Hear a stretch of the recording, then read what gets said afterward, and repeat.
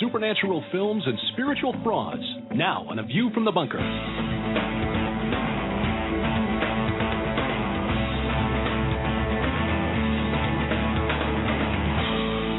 From the frozen heartland of America, greetings and welcome. This is A View from the Bunker. I'm Derek Gilbert. Well, the enemy is certainly in control of pop culture. Hollywood has been used to spread the enemy's message for years, and there are some who take it a step farther and spread a fraudulent message as a career choice. We'll talk about that in the second hour tonight. Chris White, who's creating what may be a brand new genre of film, the debunkumentary. We'll talk with Chris White after 11 p.m., just over an hour from now on A View from the Bunker. But now we'll talk with award-winning filmmaker and producer of the forthcoming TV series Seed, and now also the host of the Revolutionary Radio Project, heard right here on Blog Talk Radio. It's our pleasure, to welcome back to the bunker Rob Skiba. Rob, how are you doing, brother? I'm doing great, Derek. Thanks for having me back. It's my pleasure. We had such an interesting chat, fascinating discussion the last time you were here about Seed, and we'll talk about that and how the series is progressing in just a little bit. But I also want to talk about something that came up in one of your recent weekly updates. And for people who don't know, we will tell you how to get on Rob's mailing list or email list so that you can receive those updates on a regular basis.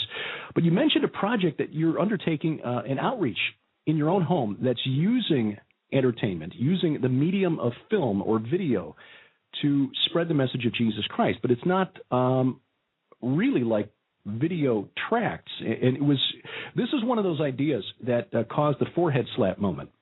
You know, like why didn't I think of that? Right. So talk about this, the Supernatural Film Project. What are you guys doing? Yeah, well, we're calling it the Paranormal Movie Night. Okay. And we actually have been doing it at our studio. We have a studio. We can fit about 50 people or so comfortably. And, you know, there's a lot of videos and documentaries and things that are free for people to look at online on places like YouTube and elsewhere. Can't remember the name of it now, but my wife had found it's like the Motherlode of Documentaries website that's out there. And we've seen a lot of stuff, and we post things on our Facebook page all the time. And somebody had said to me, you know, Rob, when we first started looking at your Facebook posts, we kind of thought you guys were crazy, maybe a little bit out there.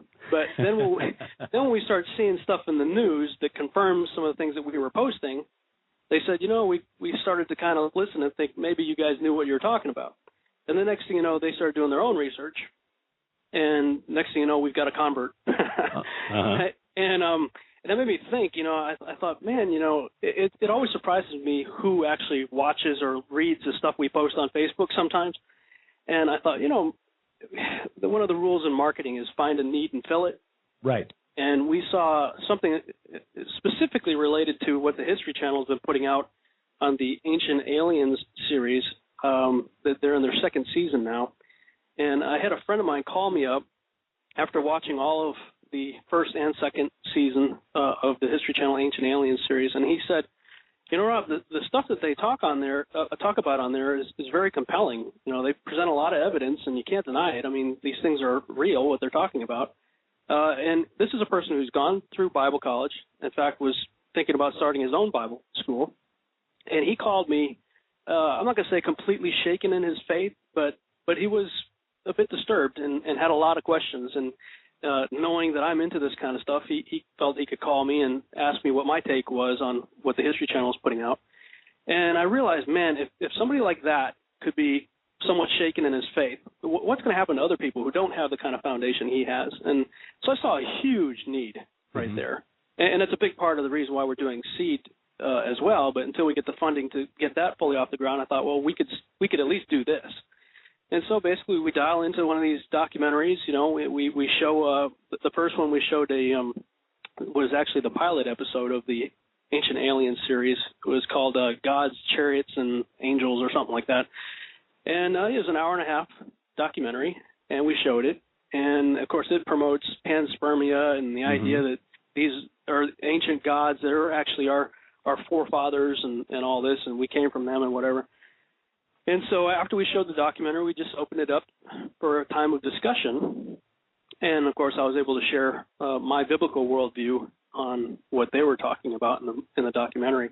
And we had almost 40 people show up for the first one that we did last week. How did you draw that many people in? Just word of mouth? Did you put up posters or flyers or? No, actually, I just put a posting on Facebook.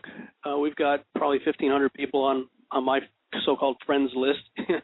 And I also sent out an email to some of my supporters and people that I'm associated with. It went out to about 400 people. So, that's about 10%. That's a great return. Yeah, not bad at all. And we had, like I said, over 40 people show up. And after, part of it, too, it was a dual-purpose meeting, first to talk about and to show these types of documentaries, but also, it's getting cold here. Yeah. And we've got a heart for the homeless, and my wife came up with the idea of why don't we just ask the people when they show up to bring some hats and gloves and coats and things of that nature so that we could then go out and distribute them to the homeless. And so that's what we did. So it's kind of a dual-purpose deal. Now, when we say cold, you are in Texas, so your definition of cold is a little different. But the point is that people being in Texas may not be as well prepared, even those who are on the streets. I mean, here in Indiana and points further north, even when you're living on the streets, you understand that when it gets to be November, you better have a warm place to hold up and lots of layers to put on. For sure. So, folks down your way may not be as well prepared. Our guest is Rob Skiba on View from the Bunker tonight, and we're talking about a new outreach, the Paranormal Film Project. Is that it, Paranormal Film? Well, we're just calling it Paranormal Movie Night. Paranormal Movie Night, which, again, sounds like something that a lot of churches could pick up and adapt to their own purposes.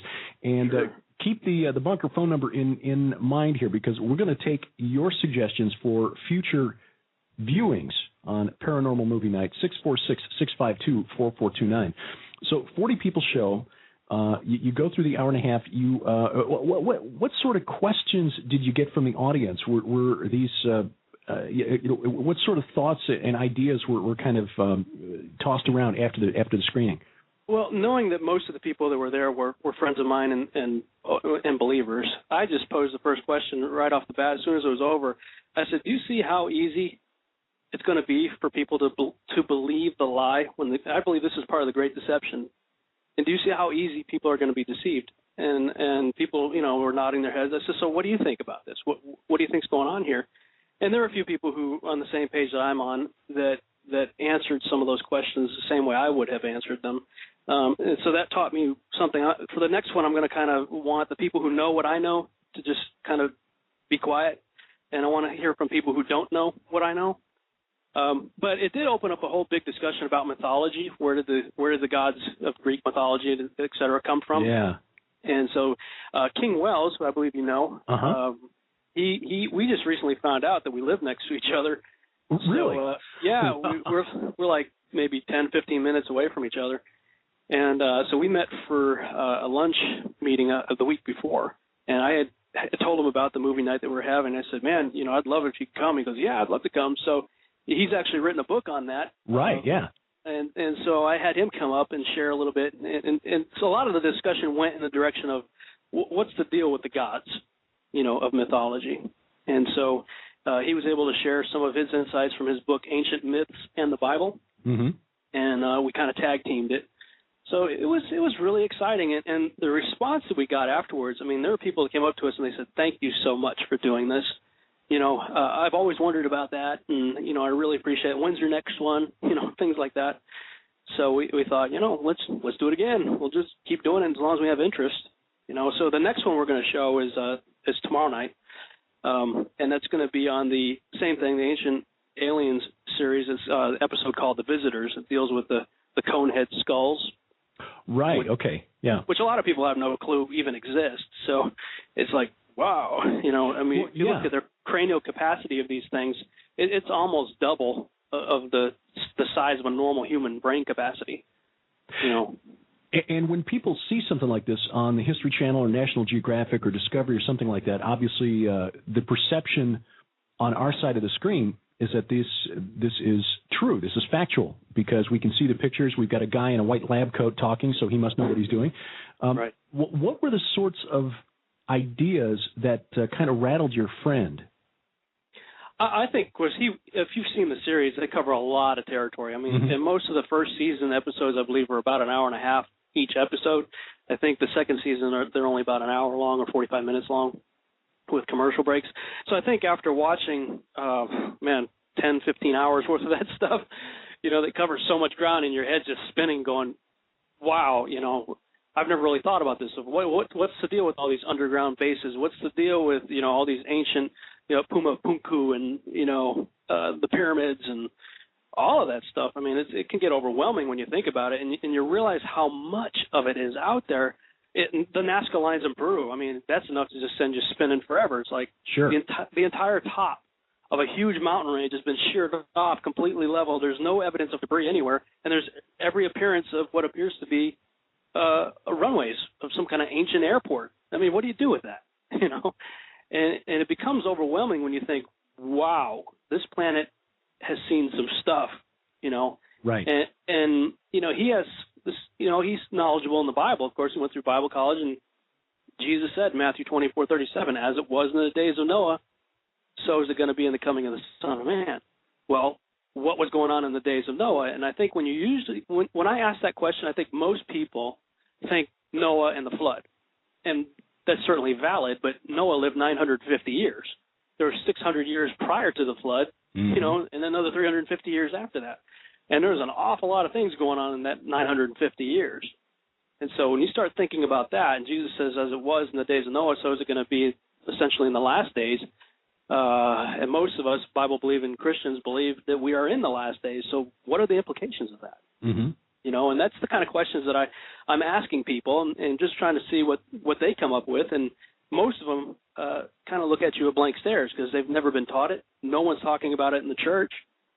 So it's opened up a great opportunity for ministry and to share the truth. And I've got all my books there, written by Tom Horn and Steve Quayle and Russ Dizdar and, everybody. Yeah, L.A. Marzulli, right. And, of course, right. King Wells LA. now, yeah. Yeah. So what if you had to do like an analysis or demographic analysis or sociographic analysis of the people who were there? I mean, were these regular churchgoers who are there? Are these people who are not finding church because they are not finding a home church because they're looking for answers to these questions and they're not getting them? Or what was the kind of cross section of the group that you attracted? We live in Dallas, North Dallas area, and there was a couple that came all the way from Tyler, Texas. It's about a 3-hour drive. There's another couple that came from Temple, Texas. Again, about a 3-hour drive. Wow. One 3 hours to the east and one about 3 hours to the southwest. So they came all this distance because they basically said, you know what, we're alone out here. We're being either chased out of churches or we're chasing people out by the things that we say, And so a lot of people, I think, are just plain upset. They're frustrated with the church. I think it was Tom Horn that I just heard in an interview recently say the church is leaving the church in mass numbers. Mm-hmm. And that's because they're not getting the answers to some of the things, some of the questions that are being raised in these last days. And a lot of them, unfortunately, are being drawn to New Age movement and different things like that. But some of them are just plain sitting at home, just frustrated, surfing Blog Talk Radio or looking for somebody out there that's got an answer to the questions that they're having. So I would say most of the people that attended were either kind of disenfranchised, maybe wandering, looking for a place, or people who are churchgoers, but they're just frustrated with the church that they're in. The Bible talks about not forsaking the assembly. Well, that doesn't mean not necessarily a building with a steeple on the top that has, 3 songs, an offertory, and some guy in the front preaching for an hour with a 5-point PowerPoint presentation. Just, talking about nothing. It just means believers getting together and encouraging each other, building each other up, and meeting the needs of the society. And so, in a sense, it's almost like we've got a little church going on there, although I'm not pitching it that way. Mm-hmm. I'm just saying, hey, let's have, and I opened up the evening. I said, it's funny. I sent an email out just kind of blindly saying, let's see what will happen. Welcome to Paranormal Movie Night. And everybody's like, yeah. Well, so, yeah. I mean, that was my response, too. It's like, this is brilliant. I mean, why didn't we think of this before?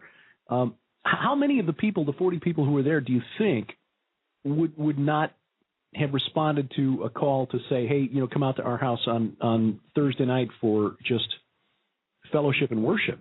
Oh, I really don't think we'd have next to nothing as far as a response. I don't really think too many of them would have come out if I pitched it that way. Mm-hmm. Mm-hmm. The other thing that's interesting too is that this time of the year, the weekends and everything, people are going to Christmas parties and whatnot. And so I was a little bit, apprehensive about, is anybody even going to show up, even for this one that's coming up tomorrow.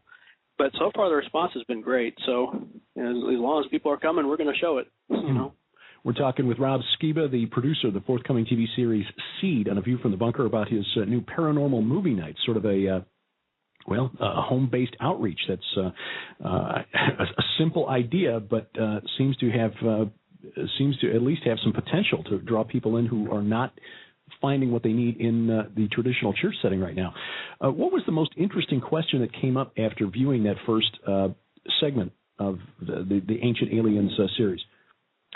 I think probably just, well, what do you think, Rob?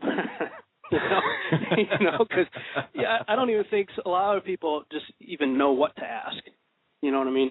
It's like you're confronted with an hour and a half of this very compelling evidence of visitors, and from von Daniken's perspective, they're aliens from outer space. And what astonished me about Eric von Daniken is he talks about the Book of Enoch quite a bit.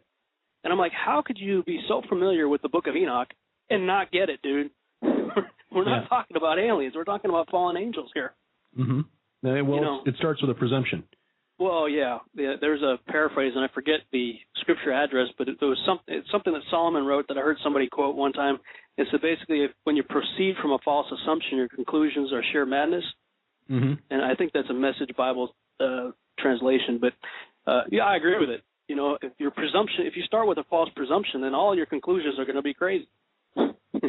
Yeah, it had an email exchange with a fellow who was engaged in a debate with an evolutionary biologist who was asking about a specific DNA mutation. There were two, and this is Sharon's turf, not mine, so I'm going to mangle the facts here. But it was essentially one of the same thing. You can either assume that God has no part in all of this, and thus conclude that we've got 46 chromosomes and apes have 48 because two of theirs, fused into one. Like, okay. Or you can assume, so anyway. The next step then, as this begins to grow and develop, are you going to focus on documentaries, or are you going to look to, say, other types of programs to stimulate the discussions? Well, it's funny because last time we talked, it was right after the Supernatural conference we went to up in Ohio. Right. And I opened up our conversation by saying when I got home, I watched this episode of the XFiles, the Erlenmeyer Flask, and was sharing that with you on the last show. Well, we've been watching. There's a 4-box set deal that they put out that's just the mythology episodes of the X-Files. And so it's like the first one's the abduction series, the second one's black oil, third one's colonization, and the fourth one's super soldiers. And so that's a series we've been watching actually since we got back from Ohio. And it is amazing what they were saying almost 10 years ago now, or over 10 years ago. I mean, we're talking 1994 through 97, and they're talking about, everything that we're talking about today, they were talking about back then. Of course, they don't come in at it the same direction we're coming at it from. But I was telling a friend of mine about that, and I got him because we've been talking about some of the episodes, and he got excited to want to go check them out and see if he could find them online. He found them on Hulu. He said, "Oh my God, there's 200 episodes of the X-Files." That's right. Yeah. How do I weed through? I said, "Well," I was like, "just punch up do a Google on the mythology episodes, and you'll find maybe 30, 40, maybe 50 or whatever episodes, and you can just kind of start there." And he called me yesterday. He said, "Man, I watched 20 of them in the last week." He said, "I think you need to show some of these." And so we may do that. I like the documentaries right now because it gives a lot of room for debate and discussion, but so do a lot of fictional movies. There are a lot of things out there right now that could stimulate some really cool discussion. X-Files certainly will do that. But, there's movies like Knowing, which has been a big source of debate. And a lot of people write blogs about it, and I know L.A. Marzulli has blasted it, and other people have too, and I understand that and I agree with it. But my whole take on it is, guys, this is a great opportunity. Let's talk about it. What's wrong with it? Rather than just blasting it on blogs and stuff, let's get in a room, watch it together, and then just have a discussion about it. No, I think that's absolutely brilliant. In fact, I'd like to encourage you listening now to call in with suggestions, ideas for films or programs, documentaries or what have you, that would be a good potential conversation starter for Paranormal Movie Night. 646-652-4429. Give us your ideas. 646-652-4429. Now, what was it about knowing? You watched the film, I assume. Yes. What was it about the film there that deviates from what we see in Scripture? Well, let me just say this about knowing. I went and saw it, and I found it to be a very entertaining movie, but I think that once the scales start falling off of your eyes, you start seeing things everywhere. I mean, boy, Sheila and I, my wife, we see signs and imagery and stuff embedded in TV and movies all the time. Mm-hmm. Like, boy, look at that, look at that, look at that, look at that. Hitting pause and stuff, and rewind. And there's a scene in early on in the movie where Nicolas Cage, I think he was in the basement of the house, and it was the shape of there was like I don't remember if it was a bookcase or a ladder, and there was a window or something behind him, but it formed the shape of the Alpha and Omega. Huh. And I was like, hey, we're looking at that, and we start kind of tuning in, there's a lot of symbols and things. So it's like, okay, well, the whole idea of knowing is that there's embedded messages, in this case, in the numbers and different things. But I watched it the first time just for pure entertainment value, just went to see it. I heard about it and went to see it. And I left there both shaken, disturbed, and intrigued. And there's, you get 3/4 of the way through the movie, and here's a A-list actor calls his dad and says, hey, Dad, remember when you were preaching on the gifts of the Spirit? I want to talk to you a little bit about prophecy, so I'm going, what? Mm-hmm. Wow. Now, I don't agree with the way it ended. I get all that, but there's things in the movie, like when they go to, I think it was his mother or somebody's, like that old, you saw it, right? You saw the movie? Yes, yeah. Yeah, they go to that trailer home or whatever that was abandoned out in the woods, and he sees the drawing of the Ezekiel wheel within the wheel. It was on the wall, and the camera doesn't stay on it for very long. It just shows it, and it kind of tilts down just briefly, and you see the Ezekiel scripture address on there. And so I'm like, oh, okay, so that's where they're going with this. And then when you see the creatures at the end of the movie, of course, the ship looks like a wheel within the wheel, and the creatures intentionally look like, if you look at the creatures depicted in the end of that movie and compare it to the descriptions in the Book of Ezekiel, it's pretty darn close. Right. So I left there and I literally said these words. I said, if this movie is meant to get people talking, debating, and asking questions, it's going to do its job. And then I went back to see it a second time to see what it was that intrigued me so much the first time. That's where I picked up a lot of these things that I'm talking about now. And it wasn't but maybe a week later that, and I forget who it was now, but it was one of the mainstream movie reviewers, said almost those exact words. If this movie is meant to get people talking and debating and asking questions, it's going to do its job. and I thought, bingo. I said, guys, we've got to stop protesting everything. You know what I mean? It's like we should use these things as a bridge, because these are the kind of things that your secular friends will go see. And then you just go out afterwards, go to Starbucks or wherever, and just have a conversation. What do you think about that? Yeah. And if anyone doubts the power of film or even the written word to affect people that way, just ask the caretakers of Roslyn Chapel in Scotland. How many people went to visit there after the Da Vinci Code came out. Absolutely. So that right, what you just said is the reason why I'm doing Seed, because I like watching the documentaries of like the making of the behind the scenes stuff on the DVD when the movies come out. I almost like watching that more than the movies themselves. And when I was really diving in and studying about angels and demons and Nephilim and all that stuff that I've been intrigued about since I was a kid, but when I really started diving into it, this is almost 2 years ago now, a movie came out called Angels and Demons, of course, the Dan Brown. Now, it was the second movie, but it was the first book in the series that he had written. But in the documentary, the making of, there's a documentary where Tom Hanks and Ron Howard are talking about doing this movie. And one of the things that Ron Howard said is, one of the things that people get so intrigued about Dan Brown's books and his movies is that it's based on a lot of research. And it drives people to the internet. It drives people to the libraries. It makes them want to ask more. he says, everybody that's involved with, having read the book and now watched the movie, we're all having discussions about this stuff. Mm-hmm. And I thought to myself, man, what Christian-produced movie or TV show can you think of that has ever done that?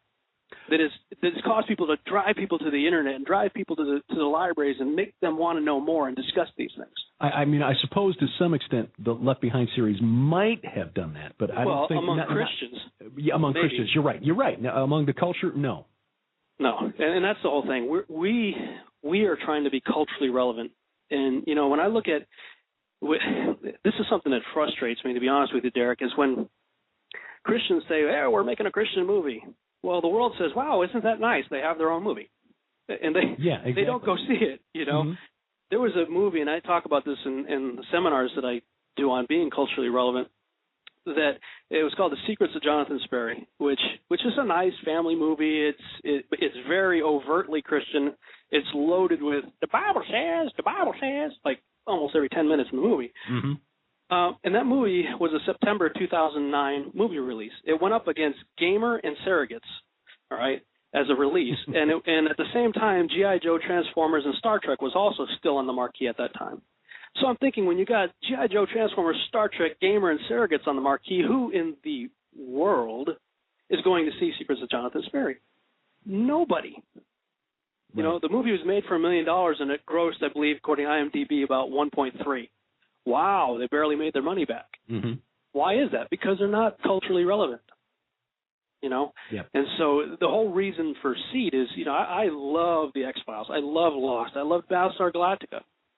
So I thought, okay, what if I could take the mystery and intrigue that made a show like Lost so popular, combine it with the sci-fi appeal of Battlestar Galactica, where you can embed a lot of things, political commentary, religious commentary, lots of things you can embed in there. And, of course, the alien agenda themes and conspiracy themes that made X-Files so popular, but write it from a biblical worldview, yet serving it on a secular palette so that the world would want to go see it. And that's really the whole basis behind why we're doing Seed in the first place. Well, and it's the very basis of the fiction that Sharon and I have written and will hopefully return to writing here soon. But that's exactly the same reason. Big X-Files fans, Millennium, also a huge influence on our kind of journey through things. And there's some episodes of Millennium that would be excellent for Paranormal Movie Night. Yeah. But, we're right there with you as we talk with Rob Skiba on A View from the Bunker. He's the man behind Seed, the forthcoming television series. And we'd like to hear your suggestions for films, television series, documentaries for Paranormal Movie Night. 646-652-4429, 646-652-4429. How is Seed coming along? What's the latest progress on the series?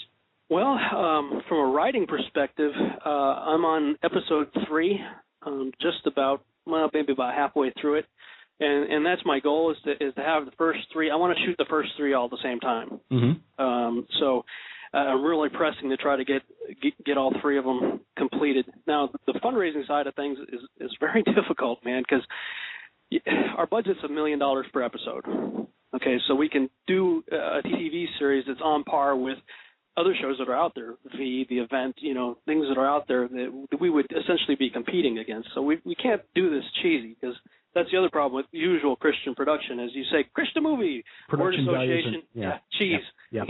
That's usually the next word that comes out of people's mouth, Mm-hmm. So to hire good people, good actors, and quite frankly, I'm not looking to hire just Christian actors. In fact, I'd be happy to hire a whole bunch of non-Christians and watch their journey through the series, because it'd be interesting to see where, on a personal level, these people, where they end up. Oh, and then be prepared for the criticism that will follow, like Mel Gibson caught after The Passion of the Christ. Oh, Monica Bellucci. Oh, you know what? The thing about controversy, The Passion of the Christ made $800 million because of controversy.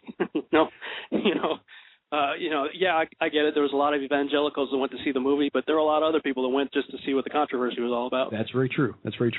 So we've been advised to, well, for one thing, have a lot of intercessors. So, I would humbly ask your audience and anybody else out there to pray for us, because we are going on a full frontal assault. Let's just call it what it is. We're going up against the enemy to expose the enemy, expose the lies. And so we need prayer in that regard. But, you asked me where we're at right now. We're in the fundraising mode. I've created a grassroots effort to try to – here's the thing. If I go to ABC, NBC, CBS, Fox, Sci-Fi Channel, or any of the mainstream networks, they will control our content. They could censor us. They could cancel us prematurely. I can't take that risk. God has basically downloaded 72 episodes into my head. I got them all outlined. I've only got 3 scripts written, but there's 72 episodes that are totally outlined for what the vision that the Lord has given me. And so I can't take that chance. But the other thing is we don't watch anything that's on TV anyway. We don't wait for 8 Central on Thursday to watch whatever show we like. Right. We go on ABC, NBC, CBS.com and watch them in HD with limited commercials at our leisure. So I'm like, well, if we watch everything online anyway, and with iGoogle and all these other things that are coming out, everything's going to be online anyway. TVs are shipping with internet connections. So that being the case, there's no reason why we couldn't completely do it. It's completely self-contained. Do it ourselves and do it through an internet venue. And that would give us total control of everything. And furthermore, the Bible says that you are the borrower is slave to the lender. So we're like, well, if we are looking for investors, there will be a pretty, let's say, hardcore contract that would have to be signed that says, look, don't try to control the content. If you're going to invest, it's because you believe in this and you believe in the vision that we have. But what if we could get our viewers to just seed it, seed. And what we've got a campaign looking for $33.33 a month, or even $3.33 a month. Obviously, if we do $3.33, we need 300,300 people. We don't need as much if we do 33.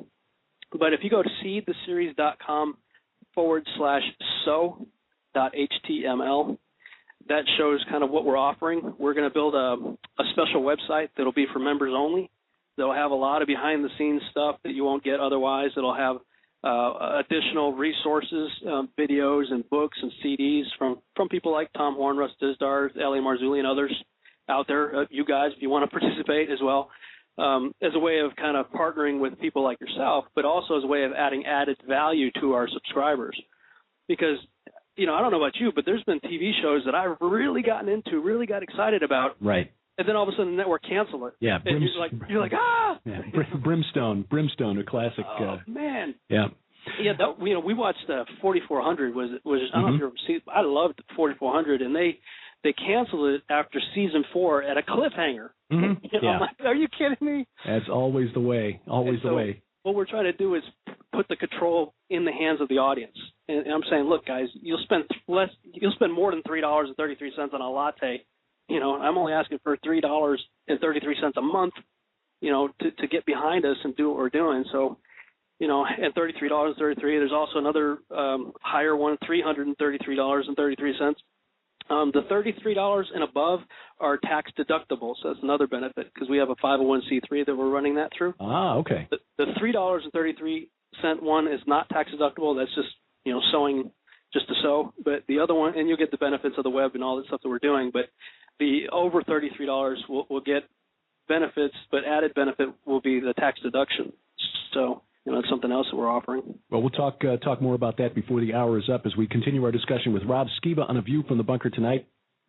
The phone lines are open at 646-652-4429. After 11 p.m. Eastern Time, we'll talk with Chris White, the host of Nowhere to Run podcast, also here on the Revelations Radio Network, and we'll discuss his debunkumentary of David Icke, the reptilian guy. That's coming up just over half an hour from now. We'll go to the phones now at 646-652-4429. We go to Arizona and welcome our first caller tonight. Hello, you're on the air with Rob Skiba on A View from the Bunker.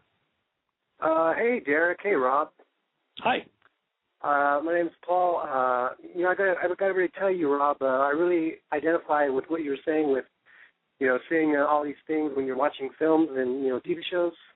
Because I get a lot of that, myself, and I identify with different themes in films. Like last night, I actually saw Tron Legacy, and there are a lot of different, pretty blatant themes in there. But the reason I'm calling was is that I think a great film for your paranormal movie night would be The Fourth Kind. Oh, yeah. Have you seen that? Oh, yeah. Yeah, it's a disturbing movie, but there's a guy by the name of Jim Wilhelmsen. He's a pastor who's also into all this sort of paranormal thing, and I just spoke with him this afternoon. As a matter of fact, I did an interview with him on my radio show earlier today, but we were talking about that movie this afternoon. He said one of the things that he did at the end of that movie was he positioned himself at the exit, and he passed out flyers and said, "Oh, if you're interested and you want to know more about this from a biblical worldview, check this out." He actually turned that movie into an outreach program himself. So, yeah, I do agree that would be a good one for sure. All right, Paul, thanks very much for your call tonight. We appreciate you listening. Yeah, no problem. All right, you have a good night. 646-652-4429. If you've got a suggestion for a paranormal movie night, what about in a similar vein, movies like Skyline or the remake of War of the Worlds? Yeah, those would be good too. The interesting thing about Skyline, and this is something that Jim Wilhelmsen and I were also talking about, was the devil is a counterfeit of everything God does. He always counterfeits what God does. Well, if that's true, and it has been in the past, well, looking into the future, what's left to happen? Well, we think, things like the rapture and other things that Christians talk about a lot. Well, if there is a rapture, well, it would make sense that the devil would probably try to counterfeit it. And what's interesting about that movie is Jesus said, "Look up, for your redemption draws nigh." That movie says, "Don't look up." Yeah. And it depicts spaceships sucking people up, in appearance would be similar to a rapture. And Jim and I were just discussing that and thinking, what would it be like if, let's say, all the New Agers and people who believe in, Von Daniken type stuff, what if they all disappeared and we were left behind? What would that do to most Christians? They'd be like, "Wait a minute, I saw the movie. What am I doing here? Millions of people disappeared and I'm still here. Oh my God, I've been left behind." Mm-hmm. What would that do? So yeah, those are the types of questions that can be raised and discussed by bringing people to those kinds of movies. Got a question from the chat room at blogtalkradio.com/PID radio about the TV series Fringe. Are there some elements in Fringe that might work for this sort of a presentation? That's one of my current addictions right now. I love that show, man. I gotta say, John Noble as Walter Bishop is brilliant. Oh, he's great.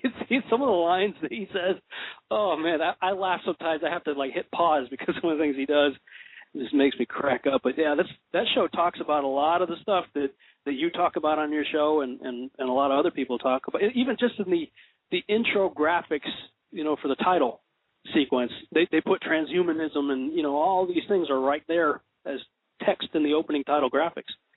So for sure, Fringe is another great one to show and to discuss. Back to the War of the Worlds, there were some images in the War of the Worlds which, in fact, someone else, a listener, sent me an email earlier today, or yesterday rather, pointing out in the trailer for the forthcoming movie Thor, is kind of repeated in the movie Thor, or at least in the trailer for Thor. You remember in War of the Worlds, as filmed, directed by Steven Spielberg, the alien, the Martian ships, the pods, were descending from heaven, from the skies like lightning. And in the trailer for the movie Thor, you see when he's kicked out of heaven by Odin, he falls to earth like lightning, which echoes the Bible verse that Jesus, Jesus' statement about seeing Satan fall from heaven like lightning. What purpose do you think this sort of imagery serves? And are filmmakers putting this stuff in consciously, or are they being, just speculating here, are they being led somehow? Yeah, that's a discussion my wife and I have all the time. She's of the opinion that, all of it's very much on purpose. I kind of take, while I agree a lot of it is, I think and you and I talked about this in the last time we were talking about the XFiles and all the memes that were there, they were telegraphing 9/11. Mm-hmm. How much of it is intentional, how much of it is just, my wife calls it subconscious coolness, where you do something that's really cool, but you didn't mean to, you kind of step back and go, wow, that's cool. I didn't mean to do that, but look at that, Sure. So how much of that happens, I don't know. I mean, we just watched an episode of the X-Files a couple of days ago that depicted a oil rig 168 miles off the coast of Texas in the Gulf of Mexico, the Gulf of Mexico, that had the oil that they were bringing up was bringing up the black oil that has to do, that brought up the black oil. Right. That was featured in the series, right, yeah. Yeah, and then the oil barge blows up. at the end of the episode, and we're looking at each other like, whoa, So how much? I know a lot of people think Chris Carter's a 33-degree Mason and all that. I don't know. Maybe they do know these things in advance, and they're just out there, blatantly telegraphing it. The Illuminati loves to do that, so could be. But how much of it is just simply inspiration? That's the muses, demonic muses coming down and touching these people, and they're right about it. I don't really know. I just watched that trailer of Thor yesterday. As a matter of fact, I just saw it for the first time, and I really believe all of this it's programming people. I really do, whether it's intentional or unintentional on the part of the filmmakers. The devil knows what he's doing. Yeah. Christopher Cartwright, who's in the chat room right now, by the way, is the one who brought up the reference to Thor, and didn't even have to tell me specifically what to look for when he sent me the note. He said, just watch it carefully, and it's pretty obvious in the trailer, the scene that it appears to depict. So how do you take something like that then and present it to an audience that thinks they're just going to watch a film version of a comic book? And they're not really thinking any deeper than that. I think it's just, there's power, I think it's called the Socratic Method, where you ask questions that are designed to get the other person to tell you what you would have otherwise told them. I learned a long time ago that if I tell you something, to you, that's just my opinion. But if you tell me something, that's your truth. You own it. So I think it's one of the things we need to get good at is asking the kinds of probing questions that get people to think and then speak back to us what you would have otherwise told them. You follow what I'm saying? Mm-hmm. And so I think, all of these movies you can go to these movies and just open your eyes, try to see what are the talking points here. What can I use? I call it a bridge. What can I use as a bridge to walk people to where I want them to go? And I picked that whole idea up actually on one of the last missionary trips. I was a missionary for 6.5 years, been to 15 countries, and I was in India, and my translator was with me, and we were walking through this village way out, we're at northeast India, the little piece of India that's kind of squished between China and Myanmar. Mm-hmm. And he was telling me about scriptures that are in the Hindu scriptures that actually appear to point to Jesus. And really? There's this one called the Gahatra mantra. I'm not sure if I said that right, but basically says, "Oh Lord, send us your sin-destroying light." Well, Jesus is the light of the world. He's the Lamb that takes away the sins of the world, and they have cultural practices where they would sacrifice animals for atonement of sin. So it's like, what if it's amazing. He was telling me this stuff that they use in India as a bridge to walk people to the gospel, because in a lot of cultures, they don't care about your Bible. You know what I mean? They've got their own Bible. So why should they care about my Bible? So what if there's a way that I could bridge that? And I stopped him. I said, there's a bridge that actually, a physical bridge that led to the next village. I said, James, stop. Tell me, I have my camera. I said, tell me that story you just told me again about some of the scriptures that you guys use to walk people over. And so he did. And as he's talking about this, behind him, a lamb walks up out of the jungle, walks up onto the path that we were on, looks at us, and then walked across the bridge. I'm like, wow. I'm like, God, I couldn't have scripted that. That's amazing, And, it's like that Chevy Chase movie where they're trying to sell the old farmhouse at Cue the deer. That's right, exactly. But that visual was just way cool to begin with, but it really stuck with me. And as we would go to these villages, and I would try to find, people would care what they know when they know that you care.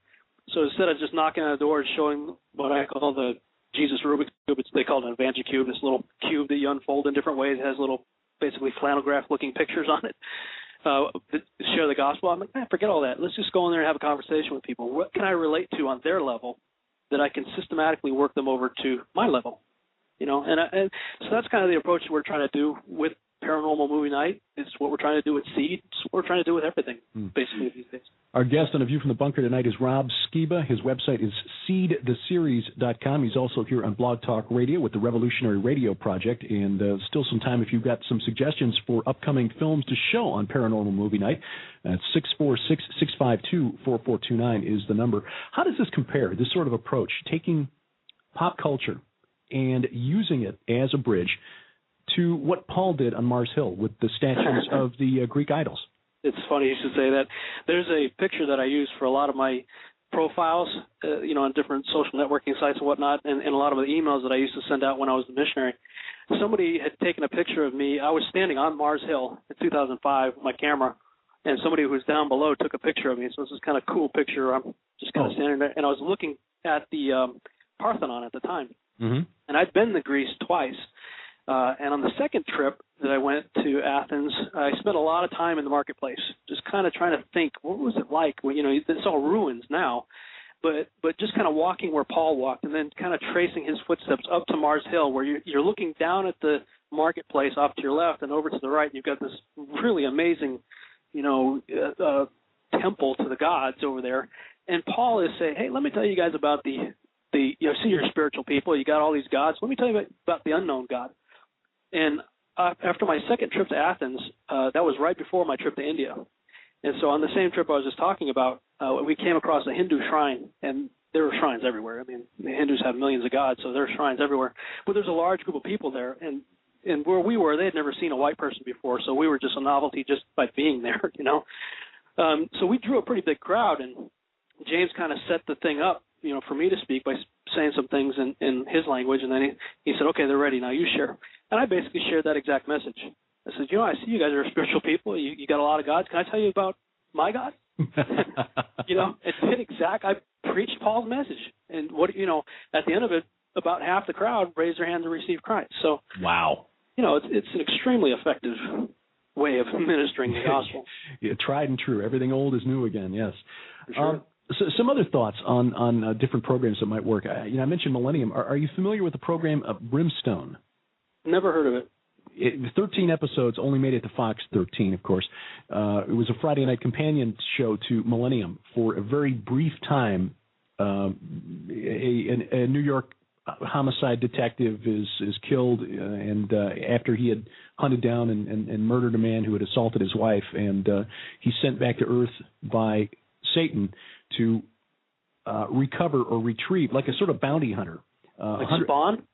In a sense, yeah. 113 souls managed to escape from prison or from hell, and he has to go and send them back. And if he manages to do all 113, Satan will give him another chance. And featured Peter Horton, who's, I guess, best known for 30-something, and John Glover as Satan, who was brilliant in the role. But sadly, Fox, as it usually does with Friday night series, Firefly, managed to kill it off before it really got traction. Yeah. What are some of the thoughts that you got in as far as a lineup for once you get past the Ancient Aliens series on Paranormal Movie Night? Well, I've been taking a list of some of the things that I see somebody else had mentioned the Road. I haven't seen the Road yet, but I've got a list of what you're saying here. Prior to that, I was just thinking about some of the select episodes of the XFiles mythology series, because boy, they were right on target. They're coming from a different angle, but some of the things they're talking about with transgenics and super soldiers and all of that, it's like, whoa. So some of the episodes we're watching, we're in the last part of the mythology series that's called Super Soldiers, and so it's a great opportunity to start bringing out some of Russ Dizdar's material and just talking about it. And have you seen the documentary on Madness in the Fast Lane? In fact, Sharon and I just talked about that earlier this week on PID Radio. Yes, it is very disturbing. And the thing that I hadn't understood until I went back and dug a little deeper into the story is that those twins, the women from Sweden who just essentially went crazy on the M6 in England, were 40 years old. I mean, these weren't like teens who were going through some, a bad hormonal patch or something like that. One of them, in fact, was married and had children, and bizarre story. Like the programming slipped. Yeah, I think they were activated. Activated, right? Yeah. There's one part when one of them gets free. What does she do? She goes out and kills a Royal Air Force colonel guy or something, a retired guy from the Royal Air Force. And at the end of after she kills this guy, she runs off smacking herself in the head with a hammer. Yeah. It's like, and then trying to escape police, she jumps off a bridge 40 feet down onto a road below and survives that. Yeah, it was like a broken ankle or something. Right. Bizarre. I was talking with L.A. Marzulli on my radio show the other day, and we were talking. He talks about that he's the one who told me about it, actually, that whole thing. And we were discussing the idea. This is just a preview of what's to come. My wife has read more of the book than I have, but Russ Dizdar's book, The Black Awakening, has a scenario at the beginning of the book that's just absolutely terrifying. Mm-hmm. You know, when the Black Awakening, that's their term, not ours. That's the term of the people who do satanic ritual abuse and all that. They call it the Black Awakening. It's basically a time when all these people get activated, these super soldier people. Mm-hmm. And, you know, to show some of these things, because most people have no clue that any of this is even out there. And it's like, how can you fight against and how can you pray against something you don't even know anything about? Mm-hmm. So, you know, showing some of these things, like in the episodes we were just watching on the XFiles, it showed this guy, Billy Miles, who was a super soldier, and just what he was doing. You know, and it's like, okay, this is all, you think it's just fiction. Here's the truth. Yeah, that's something that the more Sharon and I dig into this, and the longer we've been doing this, and a lot of this for me started when I began doing research just to write that novel, The God Conspiracy. You begin to realize that the world is a lot more like the X-Files than you would like to believe. Way more. Truth is stranger than fiction, that's for sure. Yeah. I mean, who'd have thought we'd wake up one day and find ourselves in a country where the president and his staff openly claim the right to assassinate American citizens without oversight? Oh my gosh! I mean, it gets. Sometimes I have to. Am I dreaming? When I watch the news, I'm going, "Are you kidding me? It's illegal for grandma to grow a garden? What?" You know. But the president, the president can just create a secret list of people who need killing. Another question coming in on a private chat note here. A listener wants to know if you're familiar with Stan Deo's work and if you made any connection with him and his research. Just a little bit. I know a lot of people talk about him, and I'm trying to think. I think I have one of his books, but I've never really read much of his stuff. And I mean, of course, aware of him because a lot of people mention him, but I don't know much about him. Did he do a book, Conspiracy? Not the. I know I.D. Thomas' book is the Omega Conspiracy. Yeah. Did he do the other one? It's something Conspiracy, I think. Yes, he did. Yeah, I have it. I haven't read that one yet, though. Yeah, I've not read it, but we've been blessed to talk to Stan a couple of times and fascinating conversations, and a worthwhile addition to the guest list for the Revolutionary Radio Project. For sure. So where does this go from here? I mean, is this where do you see this paranormal movie night leading? I kind of joked about it about a month ago. As Seed becomes more and more popular, once the show gets up and running, I can foresee the need for what I call seed churches that will kind of spring up to deal with what we're going to show, and kind of started with my own church, just talking to my pastors because they're on the same page and they get it, and it's one of the reasons why we were drawn to the church we were going to. It's just a small church, about 30 people. And I said, you may be frustrated right now by the size of the church, but let me tell you something. There's so few people who are pastors who understand what we're talking about here. Amen to that. What would happen if this show becomes really popular and people start asking questions and they have nowhere to go and they start falling away from their churches left and right because their churches, they either don't know, don't care, or they chase people out and, badmouth people who are talking about this stuff. I said, man, there's a huge need. And what they say, find a need and fill it. You're going to be successful. So I can foresee basically what I call seed churches, but essentially churches that are springing up where people like yourself, like myself, and others are talking about these subjects from a biblical worldview. Rob,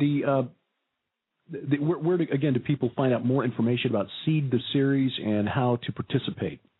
Yeah, they can go to seedtheseries.com, and when you go right to the website seedtheseries.com, there's two links that you'll immediately see. There's one that says "So," and that's if you want to get behind this and support it. There's information there, and then the other one is "See." And when you click on that, there's some videos on that page, and including the show that we did, the enhanced version of our show, where I put video to our last show. They can read the script on there too. My email address is also on there, rob@seedtheseries.com, and just feel free to contact me, and everything's pretty self-explanatory on the website.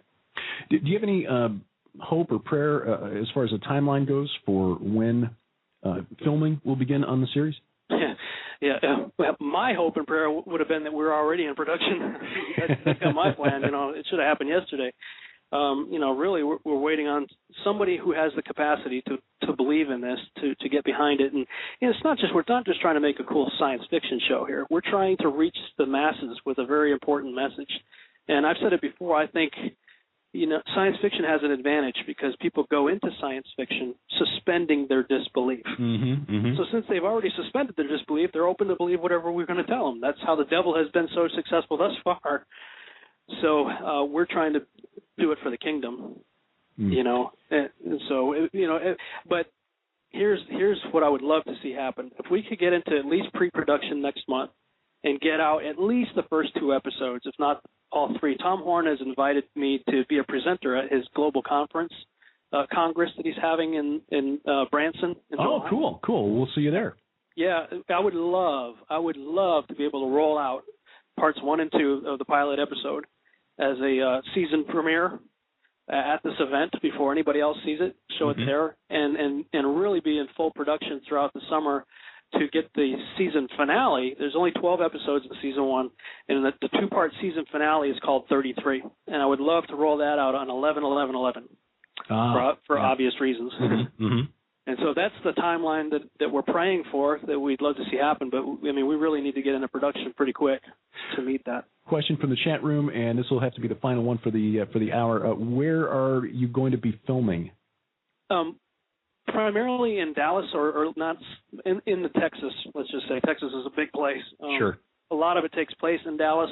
And a lot of season 1, though, is also going to take place in Arizona. So we may shoot that in Texas to make it look like Arizona, out in West Texas somewhere, to take advantage of Texas has a lot of filmmaking incentives, so to take advantage of that. But between Arizona and Texas primarily, for season 1 anyway. Rob Skiba, he's the producer of the forthcoming TV series Seed, also host of the Revolutionary Radio Project on blogtalkradio.com. And Rob, always fascinating discussions with you, and look forward to doing this again. And, please keep us informed as to how things are coming along. Definitely. Thanks for having me on again, Derek. All right, anytime. Coming up in the next hour, we're going to talk about some of the ways that the enemy is using the media and pop culture to promote spiritual fraud. And one young man who's using media to counteract that fraud. The man behind the new, the new genre of film called the debunkumentary. Chris White, host of the Nowhere to Run podcast, talked with him earlier this week. We'll bring you that interview. And the Bunker Intelligence Briefing. That's straight ahead as A View from the Bunker continues on the PID Radio Network.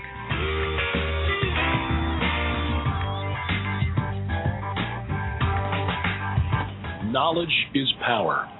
Controlling education, the seeds of knowledge, is power absolute. In The Ascendancy of the Scientific Dictatorship, Paul Collins and Philip Collins show how the criminal elite has hijacked science and turned it into a weapon against the masses. This thoroughly researched work explores the occult roots of Darwinism, eugenics and population control, scientistic cults and religious engineering, and the futurist variants of the elite's occult religion. Knowledge is power. Arm yourself. Understand the unfolding endgame of the technocrats. They've been working behind the scenes for generations, and their conspiracy of ideas is rooted in a very old lie. Ye shall be as gods. Get The Ascendancy of the Scientific Dictatorship by Paul Collins and Philip Collins, an intellectual journey of the highest order. The Ascendancy of the Scientific Dictatorship. Available now at Amazon.com.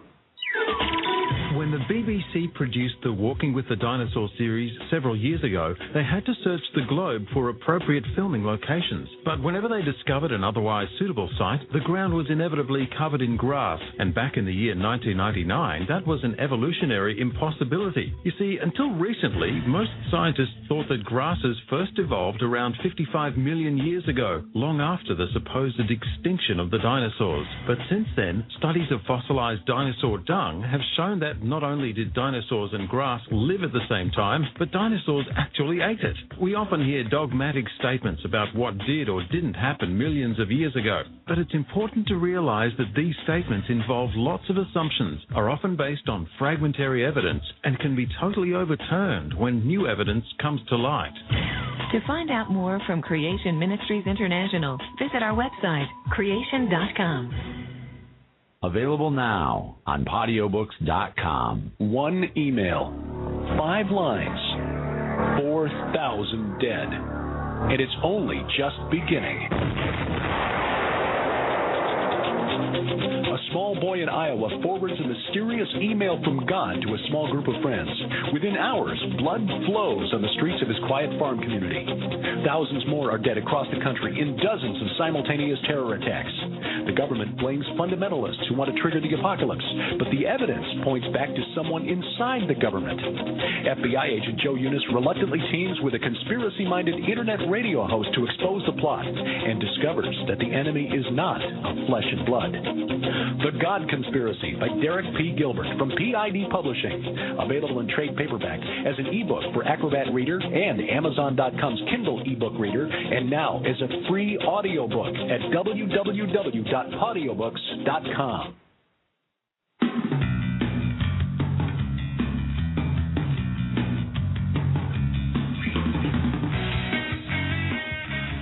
Taking back the internet, one IP address at a time. This is A View from the Bunker. Live from the heartland of America, I'm Derek Gilbert. Thank you for sharing your time with us tonight. Now, because of the upcoming holidays and the fact that the next 2 Friday nights happen to fall on Christmas Eve and New Year's Eve, and neither I nor you should really spend our time tied to the internet connection the next couple of Friday nights, View from the Bunker Live will be taking a couple of Fridays off. We will return the first Friday night of January. Got an idea for a guest for that program, and hopefully that will work out, fit into his schedule, but no confirmation yet, so no announcement. But anyway, next couple of Friday nights, we're going to take a break from A View from the Bunker, and we will see you again on January the 7th. We will, however, Sharon and I be producing PID Radio, which you'll find at PIDradio.com every weekday evening by about 7:30 p.m. Eastern Time or thereabouts. You can dig into the archives, by the way, of A View from the Bunker, VFTB.net and PIDradio.com. We make those available no charge. You can go back on PID Radio, especially back 5 years now, and listen back to some of the older programs with and hear how we've progressed in style and audio quality over the last 5 years. But again, PID Radio back on Monday, God willing. View from the Bunker will be taking a couple of weeks off because of Christmas and New Year's, and we pray that you have a blessed holiday with your friends and family over that period of time. Coming up in just a few minutes, we're going to talk to Chris White. Actually did already talk to Chris White. We're just going to present the recorded program, the recorded interview with Chris, as we discuss spiritual frauds and some of the work he's doing to expose those. He's done some work on the 2012 deception. He's also taken on Michael Tsarion, and, his latest target is David Icke, and we'll have it in just a couple of minutes. But first, we take a look at the news behind the news, the important stuff that you don't see with the talking heads at night. On your cable news channels, it is, of course, the Bunker Intelligence Briefing. This for December 17th, 2010. Wins and losses this week in court for the Obama administration. A federal appeals court Wednesday rejected the Obama administration's contention that the government is never required to get a court warrant to obtain cell site information that mobile phone carriers retain on their customers. In other words, the contention of the Obama administration, as it was for the Bush administration before it, was that they didn't need no stinking warrant to find out where your phone has been at any given time without a warrant.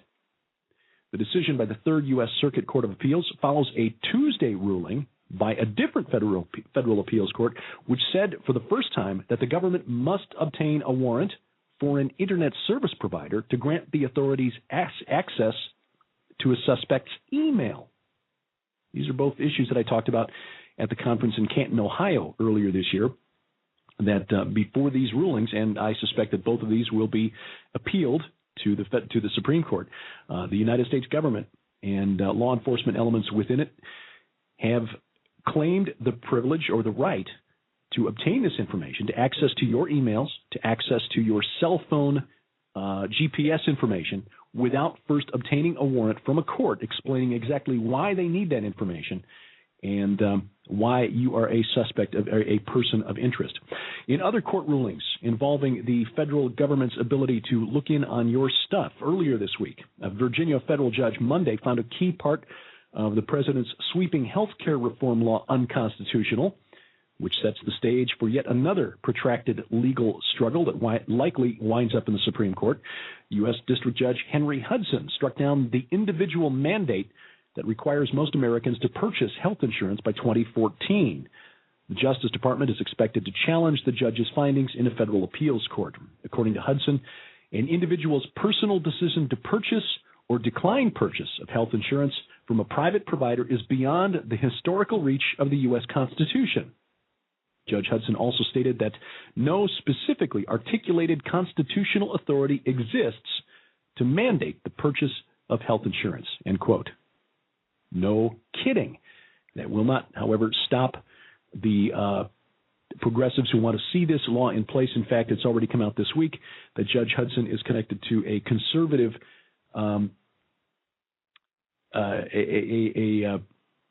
what's the word I'm thinking of? Not think tank, but consulting group. Thank you. That has taken some money from groups that would not benefit from the healthcare reform as written. So we'll see how this eventually plays out. Now, the Obama administration did win a victory in federal appeals court, or rather U.S. District Court last week. And this, I think, was the key decision, and I'm embarrassed to admit that we missed this decision when it was issued last Tuesday, December 7th, because I think, as I referred to this just before the top of the hour with Rob Skiba, is a huge issue. U.S. District Judge John Bates dismissed a lawsuit brought by the father of Anwar al-Awlaki, the American citizen and al-Qaeda operative who's been targeted for assassination by the United States government. Judge Bates' ruling was based on 2 points.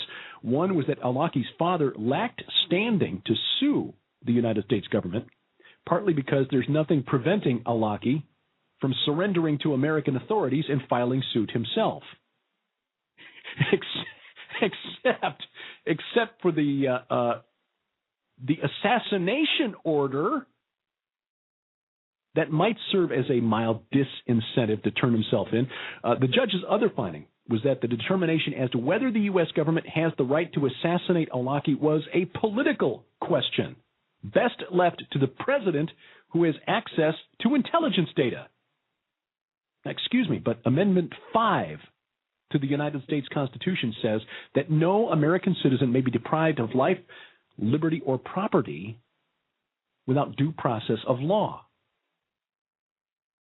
And as odious a person as Anwar al-Awlaki may be, he is still an American citizen, born in New Mexico in 1971, and as such entitled to protection under the United States Constitution. I don't care how evil Anwar al-Awlaki is. If he's an American citizen, he's entitled to protection under the U.S. Constitution. If we eliminate that and leave it to the discretion of the President of the United States as to who lives and who dies, we no longer live in the United States of America into which I was born. Moving on, the Federal Aviation Administration is missing key information on who owns 1/3 of the 357,000 private and commercial aircraft in the United States. The records are in such disarray that the FAA says it's worried that criminals could buy planes without the government's knowledge or use the registration numbers of other aircraft to evade new computer systems designed to track suspicious flights. It's ordered all aircraft owners to re-register their planes in an effort to clean up its files. Keep that in mind the next time you're asked to step in front of a backscatter X-ray scanner at the airport. The United Nations is considering whether to set up a working group to harmonize global efforts to regulate the Internet. At a meeting in New York Wednesday, representatives from Brazil called for an international body to create worldwide standards to police the Internet, specifically in response to challenges such as WikiLeaks. And finally, yes, we always suspected, and now we know it's true, radical Gaia worshippers do want to destroy civilization as we know it. A column published in the Guardian newspaper in the UK this week called The Arrogance of Cancun by one Gustavo Esteva. I quote, "We must look down and to the left, as the Zapatistas of Mexico say, to the people and what we can do ourselves. For example, Stop producing waste rather than recycling it. This requires a lot of things, from rejecting plastic bags and packaging to radically, here's the money quote, abandoning the flush toilet, one of the world's most destructive habits, absorbing 40% of water available for domestic consumption and contaminating everything in its way, end quote. Abandoning the flush toilet to save the world.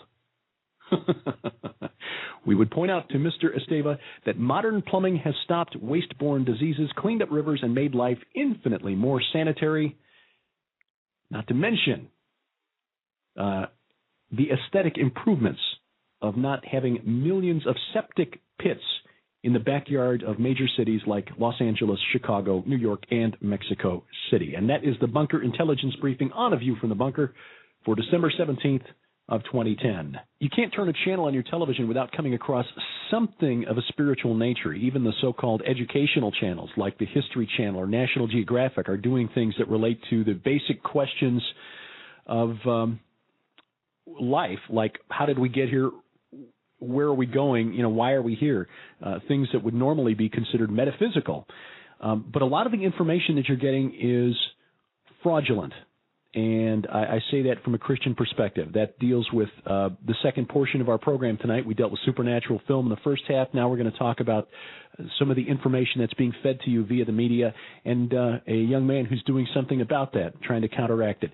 He's been tackling spiritual frauds via his podcast, Nowhere to Run, and now through some video efforts where he's tackling some of the leading lights of the so-called conspiracy net like Michael Tsarion, David Icke, and others. It's our honor to welcome back to the bunker Chris White. Chris, thanks for joining us tonight. Oh, Derek, it's my pleasure. It's always good to be on the show. One of the best shows on the entire internet underground. I don't even know what our genre is, but you're at the top of it, whatever. Well, you're far too kind. Perfect timing on this. As I was driving down to South Carolina over the Thanksgiving weekend, I had a chance to listen to a couple of your podcasts, Nowhere to Run. And by the way, if you're listening to the archive show, links will be in the show notes at vftb.net for everywhere you can find Chris White and his work on the web.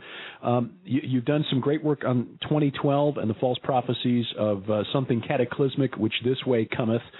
But you've also gone after a couple of guys who've really made a career of preaching an alternative and I would suggest fraudulent spirituality like Michael Tsarion, and most recently, correct me if I'm wrong, just released debunkumentary about David Icke. Now, first, is this a new format? Are you creating a new category here, the debunkumentary? I did. I came up with that word, so if it sticks, I'm claiming it. But, okay. You put the little TM after it. There you go. Yeah. So, for people who aren't familiar, we'll focus on the new work here first, and the new website, David Icke, ICKE, debunked.com.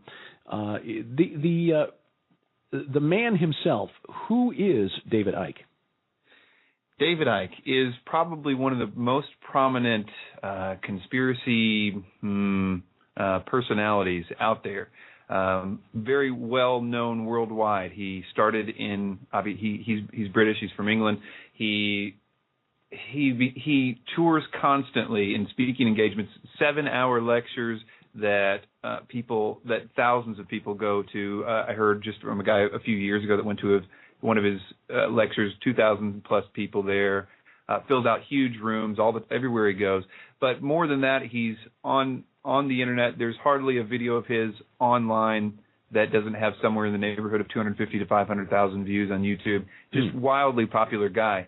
What he does is he does basically what all these guys do. They teach you the true stuff about what the world is really like. Things about the medical conspiracies and these kinds of things that we all know and understand and have been researching, and he gives really good information about it. In fact, one of the worst things about it is that the true information he does give is very accurate, very solid, and very breakthrough.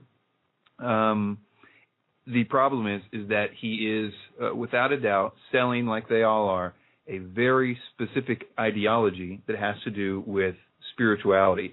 It's very anti-Jesus, anti the Bible, and it is sweeping just countless numbers of people into a really God-hating, Jesus-hating, Jew-hating. They just are very, very. They have put all the blame of everything that's going on in the world on this focus, and that's becoming what has been sometimes called the truth movement. These people that are genuinely seeking truth, they're being turned into something that I think is preparation for the Antichrist system. I think that's what I believe is happening with these people.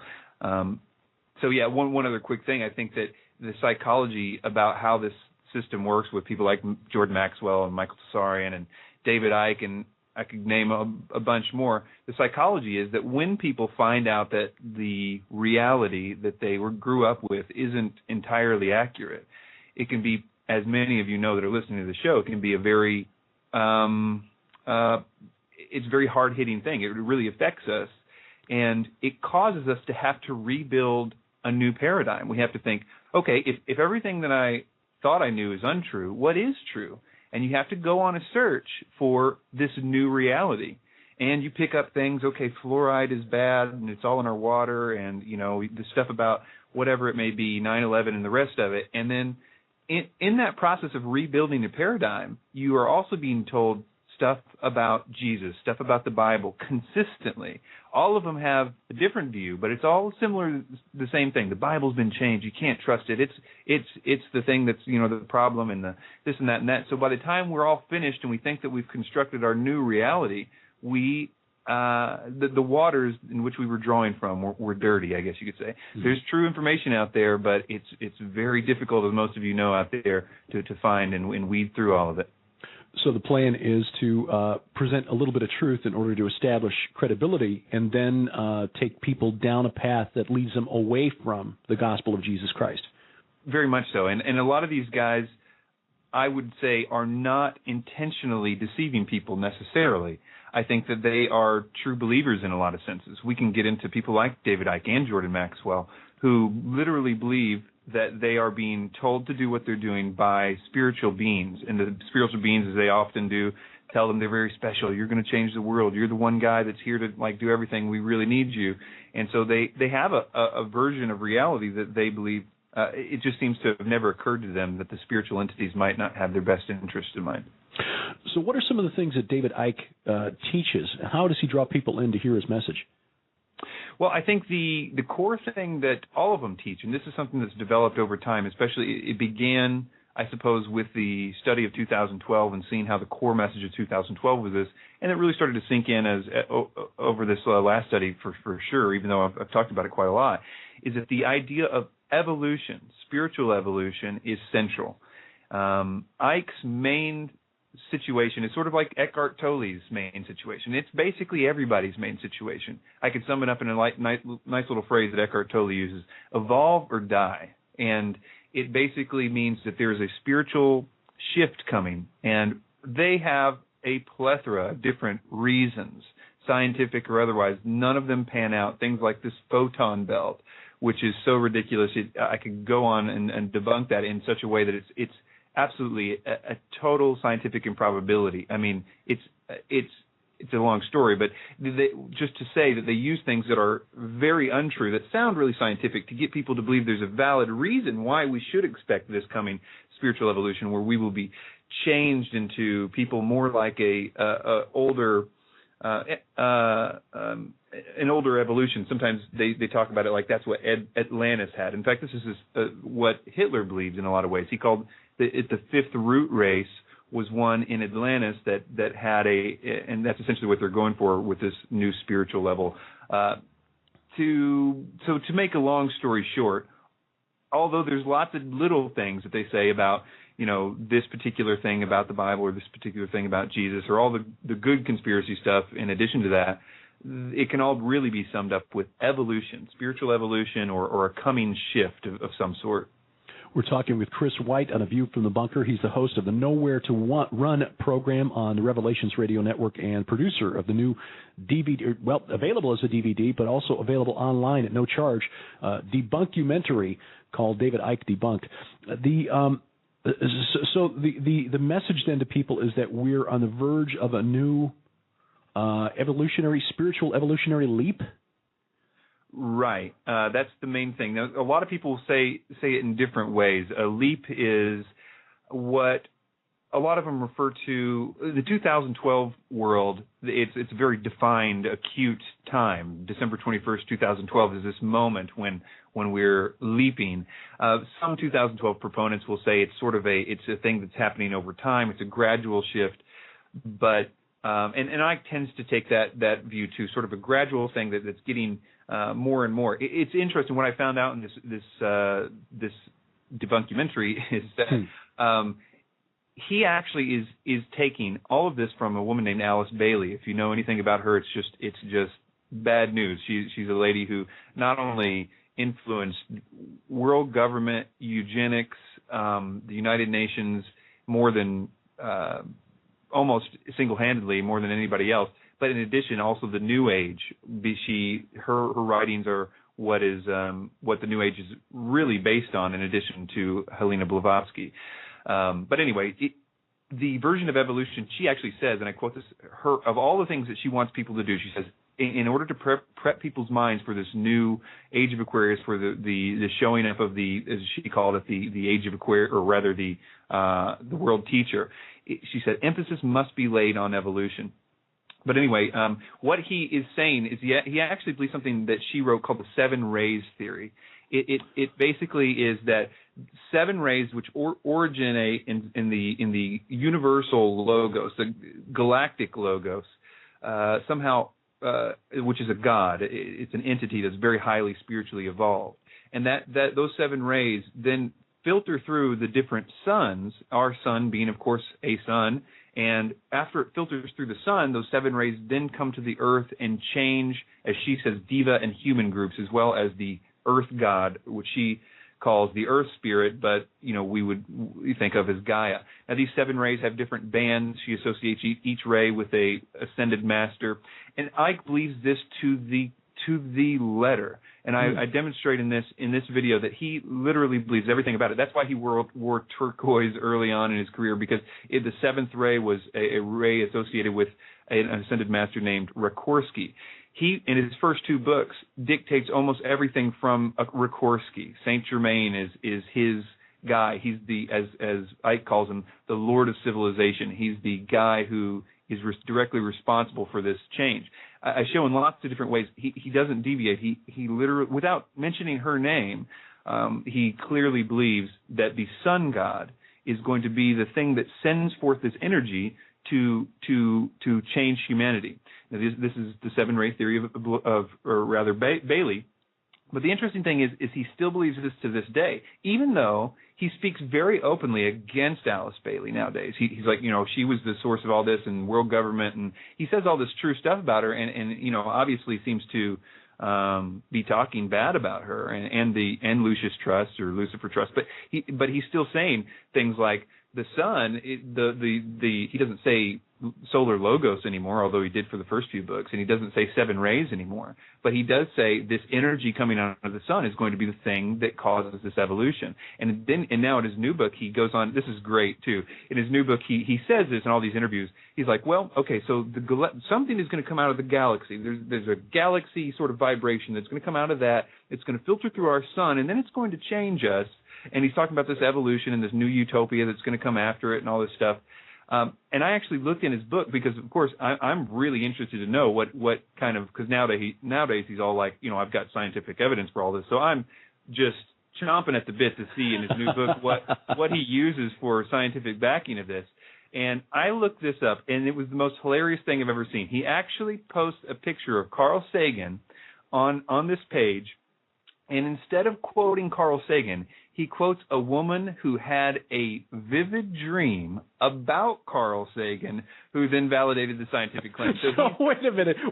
His scientific proof is channeled from the ghost of Carl Sagan? Exactly. And it is what he's trying to do is to make it sound really scientific, but he's never changed. He believes the Lucius Trust version of Alice Bailey's seven-ray theory, and it's never changed. The only thing that changes is he says that she's bad news. But he never did mention that all the stuff, that he literally was channeling Rikorsky, her ascended master, the Lord of the Seventh Ray, Lord of Civilization. I go through many different aspects. His moon theory in his new book, totally just taken directly from Bailey.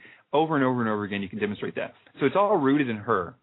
Now, just to make sure I understand, because Sharon and I talked about Saint Germain maybe 6 weeks ago after stumbling on something, and I didn't realize how influential this seven-ray theory was in the New Age movement.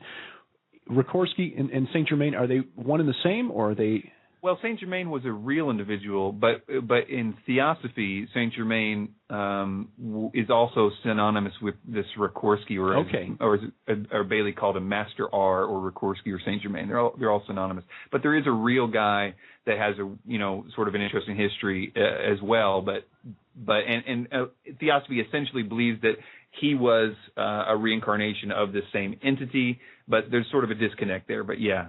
Okay, and the thing that struck me as interesting is that Saint Germain is supposed to be sort of the patron ray, if you will, of the United States, and that there are some who claim that he was the mysterious hooded figure who showed up at the signing of the Declaration of Independence or some such thing. Oh, really? I didn't know that. Yeah, I need to do a little more digging in that. I'm trying to pull this out of memory, and that's a dangerous place for me to go.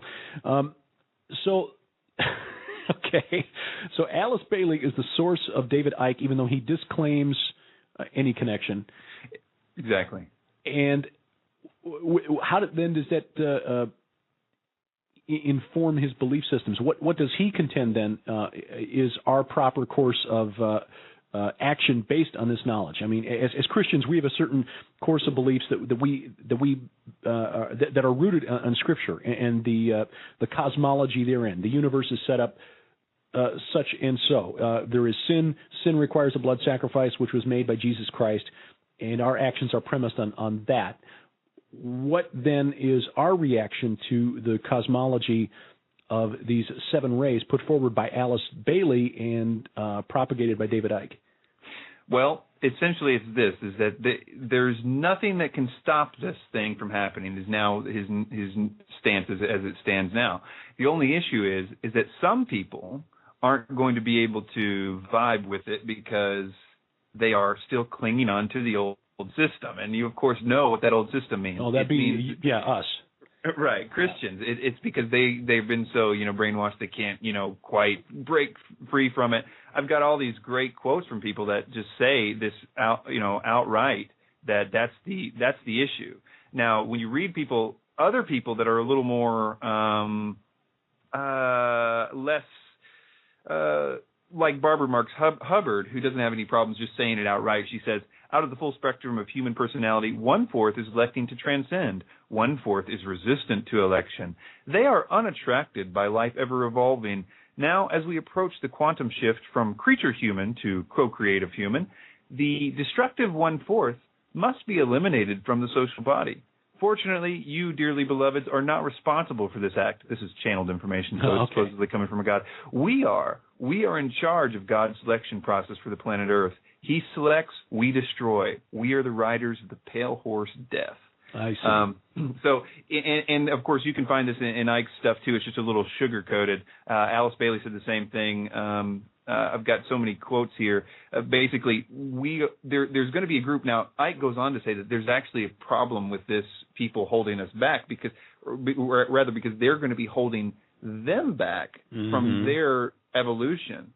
We're going to essentially be the problem because, see, I really do feel like part of this whole thing where they're pinning all the wars on, Christians and Jews and Muslims, I think is something that is supposed to happen so that when this promise of a new utopia and this promise of a new evolution happens, they can have a semi-justified reason for saying these people still hanging on to the old system are endangering this utopia. Because if they continue to live and propagate, then we can't have this war-free world where there's no more hate and wars and blah, blah, blah.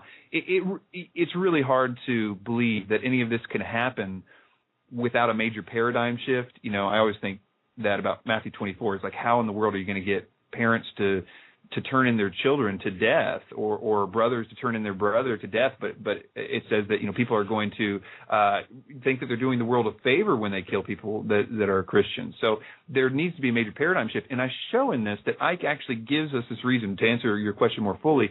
He says, what are we supposed to do about this? Well, he says essentially nothing can happen. The shift is going to happen. But there's one thing that he's been calling the X factor, this one thing that's going to come. He doesn't know what it is, but he feels it very, very strongly. This X factor is going to, since the program is so strong about our old paradigms and stuff like that, he doesn't think that we can do it on our own. But this thing, this X factor, he believes is going to change that. It's going to change the worldwide paradigm and therefore allow for this new utopia and everything else. And of course, that could be any number of things, but we postulate quite a lot, about that, what that X factor is. But it's interesting that he sees that as so good, and he sees the utopia that would follow as his utopia, which is odd because the New World Order, if you will, sees that utopia as the very system that they're trying to create. So we're all playing a dangerous game with this version of utopia. Which one is it? How similar is this call to eliminate the threat to spiritual evolution from the warnings by radical environmentalists that unless certain members of society who refuse to give up their SUVs be stopped by force if necessary, that will all overheat and die? Well, sure, it's exactly the same thing. Alice Bailey was the only reason that Robert Mueller Schools said in their thing, which is that he's the guy, the philosopher of the UN, who did a lot of the stuff, the Gaia stuff. He's the guy that said he dedicated his whole school was going to be based on the teachings of Alice Bailey and Dejois Cool. Maurice Strong, also the guy who I can't even say all the awful environmental stuff that he passed in the UN. It's ridiculous. But what's interesting about this is why, in one sense, and Icke goes into this a lot, the Earth Spirit or Gaia kills people off periodically because they are holding back the Earth from doing its thing and its evolution or whatever. In fact, that's one of the reasons that the lore of Atlantis and Lemuria was put forth by Blavatsky, was to essentially say that the reason that they were destroyed was because of bad evolution, that it was the Earth's duty. And all of them say this. It immediately follows as soon as they say yes. And then the Earth decided to destroy people. There's a great quote from Icke in one of his early books where he's talking about how the Earth decided, it told everybody in Atlantis through thought communications that it was about to destroy them, and certain people didn't like it, and that proved that the time was right to act. This idea of the destructions of Atlantis and Lemuria are precursors, if you will, maybe examples of why we must also be destroyed. So it's absolutely tied together. The Gaia thing starts and ends with Alice Bailey, and it's all, again, for this purpose of the exact same thing, this coming system of the Antichrist. Well, then coming back around to Adolf Hitler, whom you mentioned earlier, is Hitler the logical end of this line of thinking, or was he an aberration? Well, he deviated a little bit in terms of the basic doctrine, in that he had a lot of influence that was sort of focused on this Norse version of it. It was certainly the exact same thing. He was talking with ascended masters, Lucifer particularly. Of course, he would view Lucifer as good, coming from the Blavatsky school, which she considered Lucifer the true God, and so he was the true creator God and the loving God and all this stuff. So when Hitler believes that he's incarnated with Lucifer, he's actually thinking he's a good person or whatever. So but it's exactly the same thing in that it's I don't know. Everything it's interesting about the occult because it's all a deviation from the previous incarnation, but it's always like it's done so the person thinks that they're that much more special. For instance, somebody like Icke is a great example with Alice Bailey. He deviates just ever so slightly from Bailey on some things, but when he does, it's clear that he believes that he was given, it wasn't quite given correctly before, but now because you're able to handle this truth more, I'm going to kind of take you in a different direction, and it solidifies the thing in a person's mind because there's a pride issue there then at that point. So he isn't the logical conclusion in that. I guess he's a type, if you will, a type of the conclusion. I think he's a perfect type in the same way that, like, Antiochus was probably a great type of, Antichrist or the abomination that caused desolation, but yet not the actual literal full fulfillment of it. I think Hitler is sort of that's probably a terrible analogy, but yeah. Chris White is our guest on A View from the Bunker. He's a producer of the new debunkumentary David Icke Debunked. Link to that in the show notes at vftb.net. So when people mention the name David Icke, the first thing that always comes to my mind is, oh, yeah, he's the reptilian guy. Where do the reptilians fit into all this?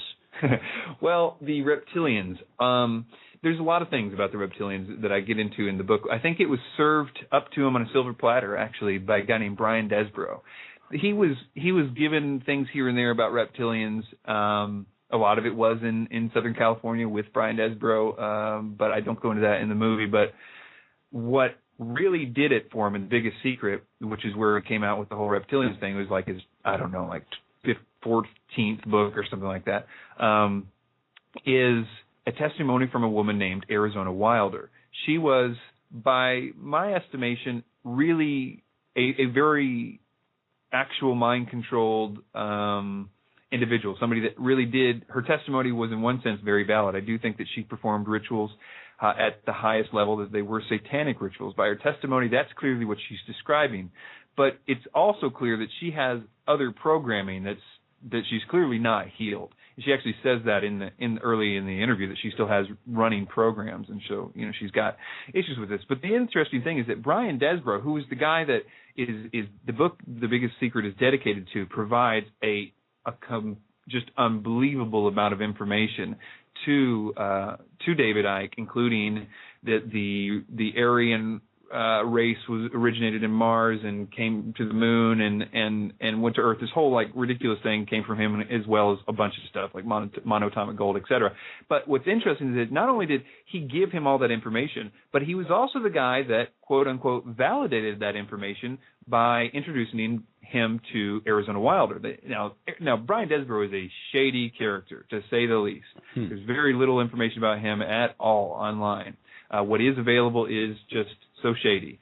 But here's the issue. He does have all these early internet articles about mind control. He clearly knows a ton about how to program multiples. And he says that he does that in order to get more information about the Illuminati for his books and stuff like that. So that's this guy. He actually, in her testimony, Arizona Wilder's testimony, you can actually see Brian Desborough in what she says. And you can listen to what she's saying. I was made to learn this. And she quotes like she had just got done reading a Brian Desborough book, but I would suggest that she was programmed to say it. I quote after that a woman named Svali, who I believe, and I've talked with Russ Dizdar about this, he also believes that she was entirely genuine.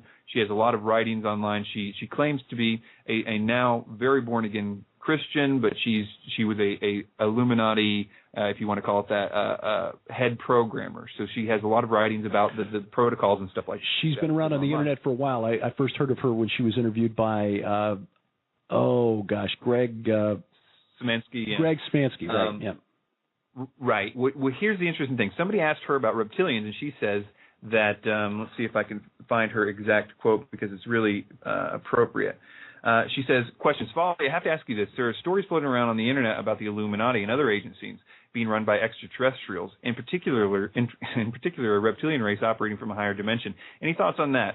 She says, my answer will probably cause a lot of anger, and it's not meant to step on any toes. Here it goes. I have never seen aliens or extraterrestrials. I have seen some programming to make people think they saw aliens as a cover for programming, if they remembered. None of the head trainers I knew or others on the leadership council believes in aliens, although I never asked them. I personally believe that the reptilian stuff is actually the demonic at work. I have seen shape-shifting and other stuff because of demonic influence.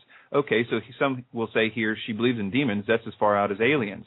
Well, this is what the Illuminati certainly believe in. They know there are spiritual realities and think that they can control them. Those of a more cynical bent would say that the shape-shifting was drug-induced hallucination and group hysteria in context of a ritual setting. I will let each reader decide. She says, but absolutely no reptiles or aliens seen in Washington, D.C. or San Diego, California. As of 5 years ago, at least I never saw them. Now, I don't think that the shape-shifting as she describes is exactly how it goes, but I do think this is something like Russ Dizdar will even tell you that when multiple shift, eye color and things can shift. Right. Icke actually, I have a good quote that I play after this when he talks about he's not trying to validate this, but he's talking about how when he's reading a message that was channeled to him back in 1990 from this psychic, and he says this: there was this lady that channeled this consciousness back in 1990, and I'll just read what it says because it's so relevant to now. And if anyone doesn't believe in shape-shifting, they should have seen this woman's face when she was doing this, because she became someone else. Her face was like, whoa, changed to a completely different face. That's a direct quote from him. So I think that that's part of it. Arizona Wilder was exactly what, when she's describing, is a satanic ritual. She says, she calls out these old ones, and these are spiritual realities that she calls extremely evil. She says they just emanate evil, and they are stuck in this other dimension. What her job is to call them out, and they go and actually do stuff with this ritual, tell people what the plan is or whatever, and that's what she describes. She's obviously describing what I would describe as a satanic ritual, but the issue is she doesn't see it like that. She's seeing it from this programmed perspective of the reptilians from the Aryan race of Mars, but you can look behind it. I know people are going to be like, okay, now you just lost me or whatever, but that's I think where it comes from. He is actually repeating with the reptilian thing a mind control program meant to keep people from knowing that there's high level satanic stuff going on at high levels. It's a buffer to make sure if a person like Arizona Wilder genuinely did get out and genuinely tried to tell people, they would have a buffer where they're telling people about reptilians or something instead of, hey, no, these people are Satanists. Okay, all right, and then would come across. It would serve two purposes. First, they would be easily identifiable to their handlers as, somebody's gone off the reservation here. And secondly, would totally destroy that person's credibility, because the average person in the street is not going to hear talk of reptilians and give it any credence. Right. Okay. I would add really quickly that he does add some stuff about ancient history and shows some that there was belief in reptilian-looking beings and things like that. There's a lot of places we could go with that, but I think that what he describes in terms of the reptilian theory is based on that programming. There are some anomalies that we probably could get into. But there's a really interesting old and probably pretty well-known little statue or clay figurine that was recovered from ancient Sumer that shows what looks like a female reptilian being holding an infant of the same type, and that's sometimes pointed to as evidence. Mike Heiser has done some interesting speculative work based on the original language of the Book of Genesis and the Nakash of Genesis. Was it chapter 1 or 2 where they first encounter the serpent in the garden, and doing a word study on the word Nakash and where else it appears in the Old Testament? It appears to be referring to a serpentine being, supernatural serpentine being, of perhaps very radiant appearance. But again, we're really getting into the speculative realm there. Right, I have seen his work on the Nakash stuff, and I really think that he's onto something there. I wouldn't doubt if the demons in their true form, although I believe they're operating on different dimensions, I believe that they are physical in some sense, and I wouldn't doubt one bit if they were serpentine in nature, based on the consistent idiom used in the Bible of Satan, the great dragon, the serpents, and et cetera, et cetera. Right, and it's really intriguing that even in the Book of Enoch, one of the archangels, I believe, it's Enoch. It's chapter 20 of the Book of First Enoch. Anyway, they specify certain roles for some of the archangels, like Michael, Gabriel, Raphael, Uriel, and one of them is in charge of the serpents. But because the texts that have been recovered of the Book of Enoch are in Coptic and not the original Hebrew, or presumably originals in Hebrew, we don't know for sure that the original word was Nakash there. So anyway, we digress.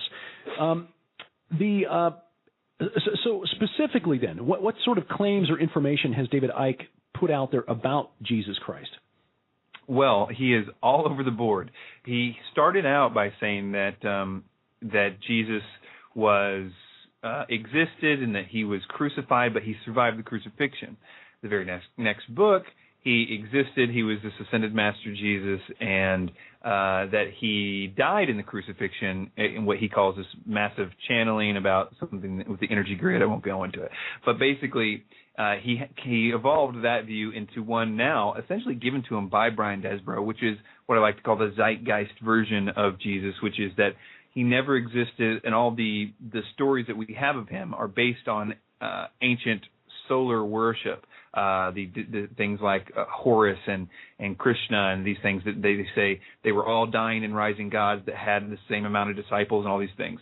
And so that's his view now. The issue with that view is it's the most easily debunked of all the views because, and I've done a lot of work on this. If you can go to my website, zeitgeistchallenge.com, where I offer people $1,000 to just simply prove it. And one of the reasons I do that is because when I actually, and I used to believe this, actually because of David Icke some 10 years ago, I used to believe this exact same version of Jesus, and that it wasn't until I started looking around and noticing that in the original sources it didn't say any of this stuff. Horus wasn't crucified. He didn't rise on the third day. He wasn't, none of this is true. He didn't have 12 disciples. He wasn't baptized at age 30. All this was just untrue. Nowhere did any Egyptian ever say anything about that. What did happen was that modern occultists, mostly Freemasons, people like, and that's who Icke cites in his book. He cites a Carpenter, who is a high-level Freemason, who's not even in this field. He doesn't even have any claim to archaeology or whatever, but yet he's cited as saying that, all this stuff happened in ancient history. So in addition to that, he's got, everything in the book is, he essentially says about God that he goes on about this to quite a big degree, that energy flows where attention goes is his line. Basically, he's saying that we are being milked for our worship by ancient demons and ancient gods. That the God of the Bible is some ancient sort of overlord thing, reptilian issue thing, where our worship, we're being tricked to worship him, and they're sucking and feeding off this worship from all the stupid Christians who don't know the real truth about blah blah blah. So if you really listen to him again, he's so slick. He never actually says this stuff right out, and I've watched cajillion hours of his stuff now, but he really says it just as blatantly as possible. Well, not in this part, I guess, but that we need to stop worshiping this God if we're ever going to get out of this prison. That the worship of God has to cease. And of course, there's every opportunity to bash Jesus, if it's the old Pope Dagon fish hat, or the comparing Jesus to the age of Pisces. And the reason they do that is because if Jesus is attached to the age of Pisces via these really ridiculous reasons, then they can be rid of him in the age of Aquarius. And that age is done, and now we're in this new thing. So lots of different anti-Jesus stuff. So where then does he see humanity going as we get close to 2012? Does he see a cataclysm, or is he seeing this as a sort of rite of passage through which we will emerge a new, higher form of spiritual being? He sees it as the latter. That I think there's a quote where he basically says that it's a choice that we can make. He thinks that we are going to go through this time of Nazi Germany-like enslavement, but after that will come this utopia where people are going to be spiritually enlightened. He's actually described this spiritual new utopia in a sense that we're going to be able to talk to animals and dolphins and stuff, and we're going to be able, just everything you could possibly throw at a utopia, it's like all there. The big carrot on the string, one day there's going to be utopia. But the issue with it is that if you really understand what the powers that be mean by order out of chaos, and this whole idea of this phoenix rising out of the ashes, Alice Bailey has so much stuff about this rising out of the ashes issue, where it's just clear that she believes that everything that's happening right now is a setup for the real New World Order, which is going to be presented as a utopia, that's going to be presented as our victory. She goes into all this stuff about our psychology must be shattered by this old system. It's basically, we need a savior really, really bad. And this new system that we presented as utopia is going to be that system. But what the problem is we're all being trained, even though we're technically supposed. I say we as in the truth people that are out there looking for it, but are oftentimes getting led astray. They're looking for this thing to be defeated, this big monster to be slain. And the issue is that I think that's what the Bible is saying. Hey guys, you guys don't get confused. There's going to be something that's going to come, and they're going to say peace, peace, but don't pay any attention to them. The end isn't yet. We're being warned to expect a false thing. And that's what separates the Christians from the rest of the religions and the rest of the world. We were told in advance, hey, there's going to come false Christ first, okay? False first, real second. Mm-hmm. Everybody else has real first. So everybody is going to believe that's not, I think that the very elect there, it makes this case, it's almost impossible, if not impossible, by the tense in the Greek there, that anybody that can be deceived except for the very elect. It's going to be a really good deception, and we may, as a world, really believe that this new age of peace has arrived, and we will be very susceptible to whatever comes after that. We're talking with Chris White, the master of the new format, the debunkumentary, about David Icke and some of the spiritual frauds that we're encountering out there on A View from the Bunker. The body of Christ as a whole, then, those who profess to believe in Jesus Christ, how prepared are we for this first false Christ, or this wave of false Christ, perhaps, that will make their appearance or an appearance before the real return of the Messiah? Well, I have great confidence in our Lord and in the Holy Spirit. I think that we're going to be told, for those that are really, following the Lord, that are saved, born again, whatever, that they are going to be protected in some way. They're going to be told what to do or what not to do. Or they're going to know instinctively, if you will, that it's not the real deal.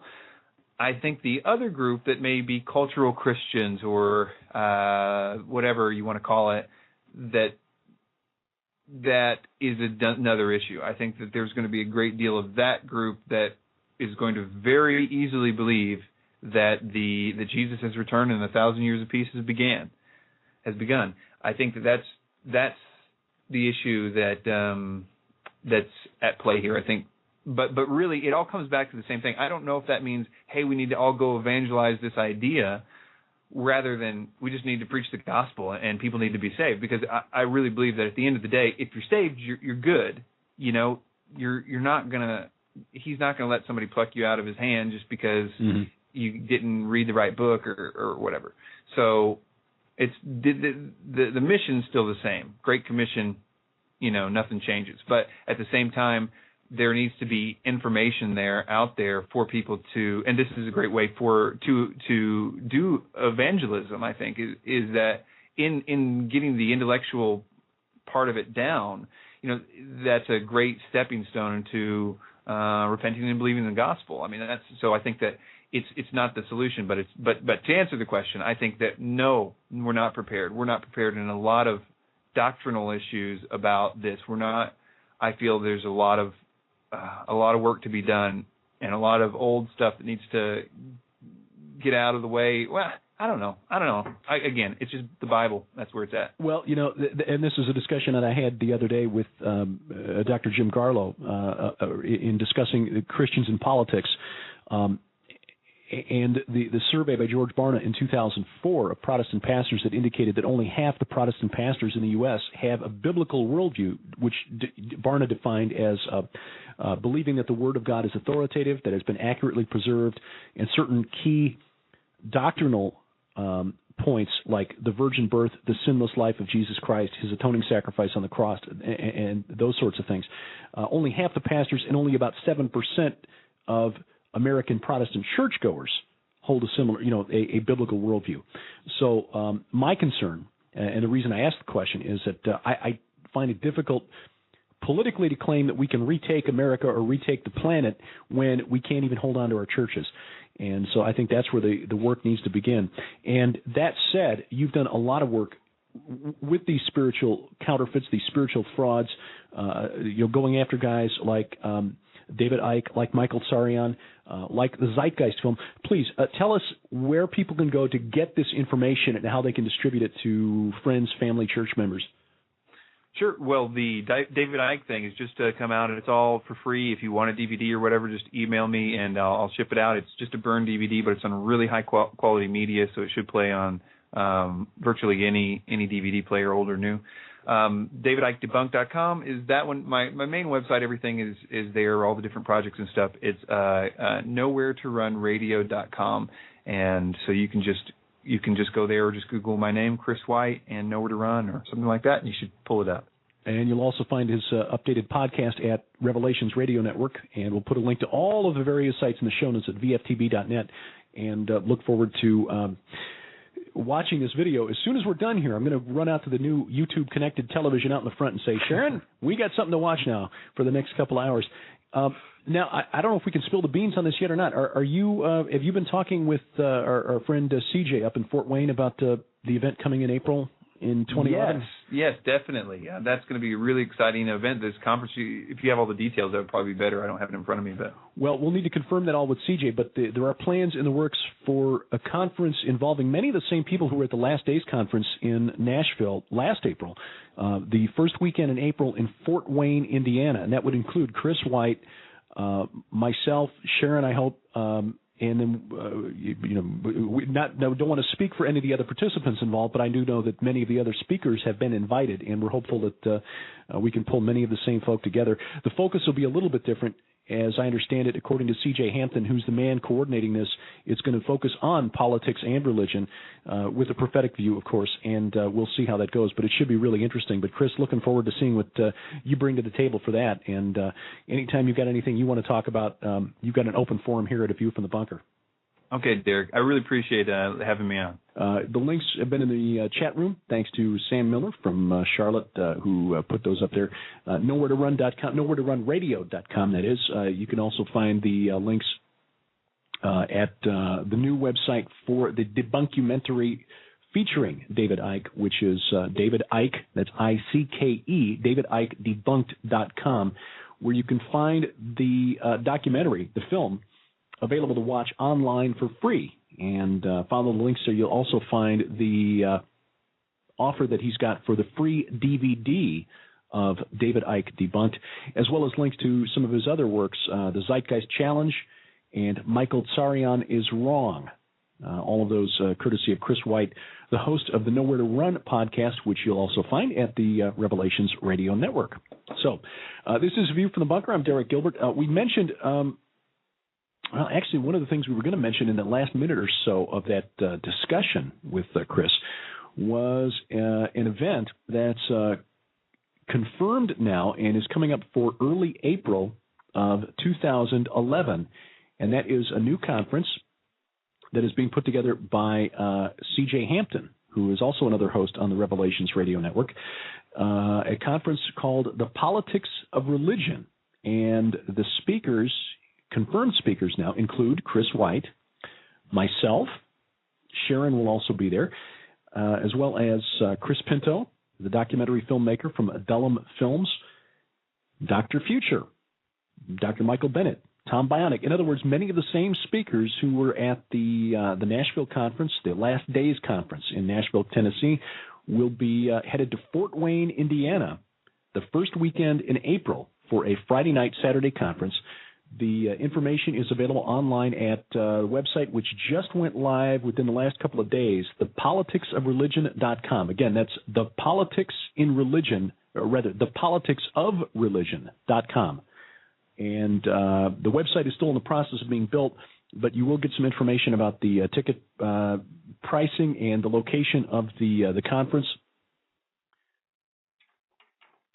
Grabbing the laptop over here, I didn't want to bring up this website here on the machine that was actually connected to Blog Talk Radio. Let's see if I left anyone off the list here of confirmed speakers. Andrew Hoffman, that was the other one I was trying to remember. Andrew Hoffman, who was at the Nashville conference but did not speak. He was at the first Omega conference for Minister Dante Fortson out in Las Vegas earlier this year.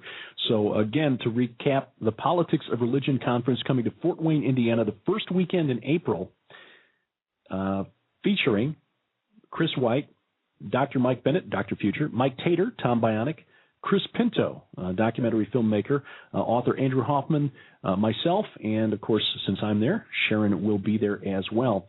And the location is the Holiday Inn, Fort Wayne, on Paul Schaefer Drive. Interestingly enough, the group discount rate, ticket information, all there at the website, The Politics of Religion, all one word, thepoliticsofreligion.com. And I'll put a link to that in the show notes, and we'll tell you more about that as the days come. In the days to come.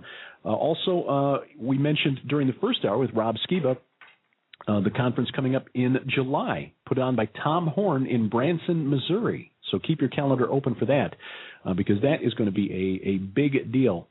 And we are looking forward to making the trip back to the Show Me State, where we spent many years, the first bunker, of course, located there in Missouri. That'll be coming up in July. And Branson, Tom Horn, Sharon and me and many others, including Rob Skiba, at that conference coming up in July in Branson. So that is the program, and that wraps A View from the Bunker for 2010. Kind of fitting that we managed to wrap it with yet another minor technical glitch. But that's all right. Monday, Sharon and I will be back, God willing, with PID Radio.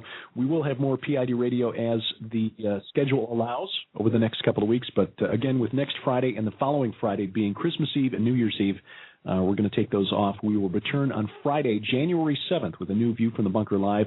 And keep an eye on VFTB.net, the website where you can access the archived shows.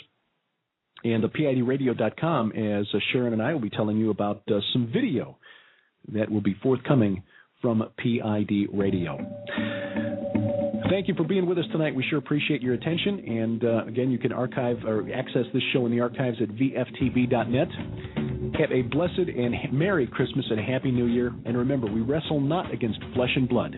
I'm Derek Gilbert. This is A View from the Bunker.